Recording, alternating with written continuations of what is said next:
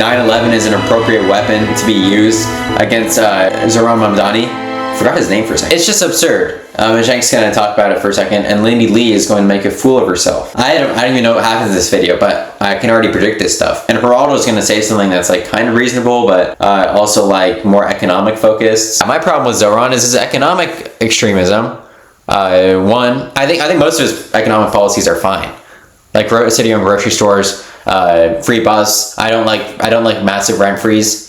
And I don't like seizing the means of production, which he mentioned in 2021, but let's get into it.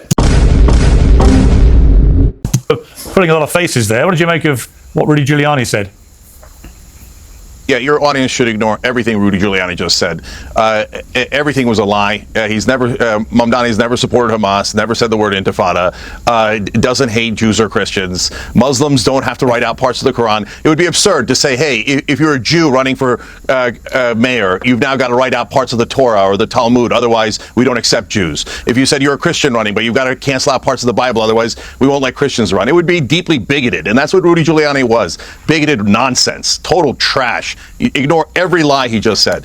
Yeah, there's horrible stuff in all religious texts, like saying that the Quran, God commands people to do something horrible. It's like, all right, look at every other religious text. Like, not every single Muslim is ISIS. ISIS are the only people, and Al Qaeda are the only people who are willing to interpret religious texts in that way. Who are like, we need to literally take over the world and kill everyone that is not aligning with our extremist Sunni Islam version of the Quran.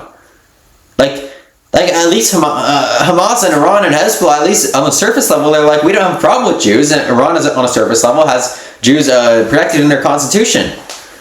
Like, at least that's their surface level policy. If it was really their religious conviction that Jews ought to be eliminated, then don't you think they'd be more honest about it? Don't you think we'd have better examples of them saying that it's their policy to eliminate Jews and not just decrease Western influence in the region?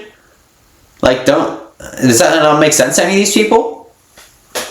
Now, let's talk about, look, there's three different types of people going against Mamdani. There's the economic criticism, which is interesting, legitimate, and debate-worthy. Then there's the people who are opposed to him because he won't bow his head to Israel. And that's Rudy. And that's almost everyone in Democratic establishment and the Republican establishment. So those folks say, no, that's it. This guy won't bow. If he won't bow to Israel, if he's New York first, unacceptable. He has to be Israel first. And that's absurd. And they're deeply racist and they're bigots, and I can't stand it. So there's other critiques of Mamdani we can get into, but in terms of this whole attack against him being Muslim and him not kissing Israel. Geraldo just did the Islamophobic chuckle, and Lindy Lee is doing the Islamophobic disappointed stare. As you can see, Geraldo really likes his side profile, so he's gonna go like this, like point his shoulders not towards the camera. I don't know why he does that. I guess it's like an actor thing, but ass is totally not relevant to New York and is only an argument made by bigots. So I hope I've been clear enough. I think you've made your position very clear. Geraldo, welcome back. Well, I think several things. Nice to see you, Piers and panel. I think, first of all, he has used the expression intifada. He wants to globalize the intifada, and he speaks about it quite often. Let me finish. He never used the term intifada. He just refused to condemn it outright because there's context here. People use it maliciously and people use it not maliciously. Most people, when they say intifada, refer to resisting a decades-long occupation. That's all they mean, right? That's what the word means. Now, it has become conflated with terrorism because terrorism was a part of the intifada, just like looting was a part of Black Lives Matter. You can separate the two. It's fine. You can have a little bit of nuance.